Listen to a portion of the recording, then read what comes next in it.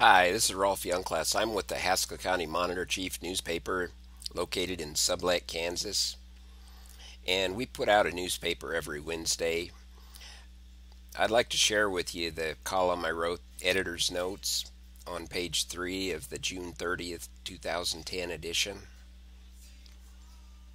Once again, Americans have an out-of-control Congress trying to impose new levels of big government upon the American people.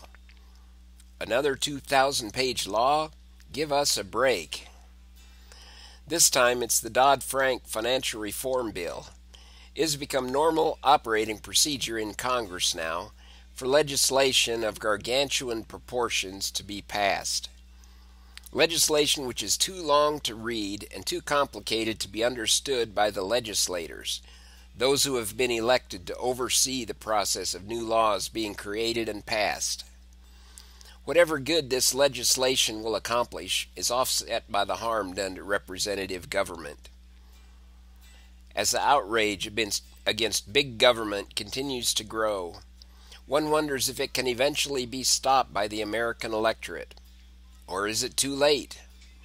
Has of the people, by the people, for the people become a relic of history in this nation? I sure hope not, since the ultimate result of that would be some form of tyrannical government. Now, if that legislation is not bad enough, the bill passed in the House last Thursday is what the well-known constitutional attorney Mark Levin describes as, quote, the greatest assault on free speech in this country since the Alien and Sedition Act.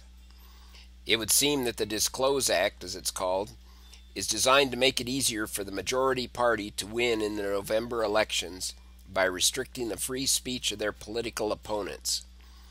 Not only redistribution of wealth, but a redistribution of speech.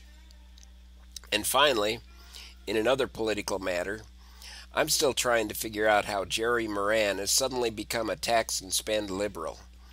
While I appreciate the many things Todd Tiahrt has done as a congressman, his attempts to negatively portray his opponent in the U.S. Senate primary race are troubling to me.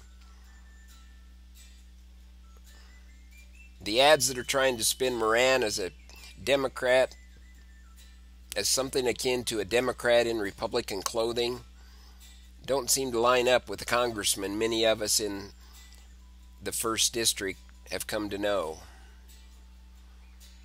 And in all my years, I haven't seen a congressman that is as in touch with his constituents as Jerry Moran, and who works hard to do something about those concerns.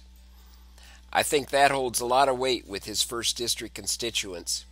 He has been one of the diminishing number of legislators in Congress who represents and actively supports the interests of agriculture and rural small-town America. Kansas needs someone like that in Washington. Whether he is the best of the two for the U.S. Senate because of that is up to voters to decide. On Tiahart's part, he has probably been more of a take-charge guy than Moran as far as getting conservative Republican legislation pushed through Congress, which is a big plus on his side. But I would think he would be able to stand on that without having to try and demonize his Republican opponent. I'll see you next week.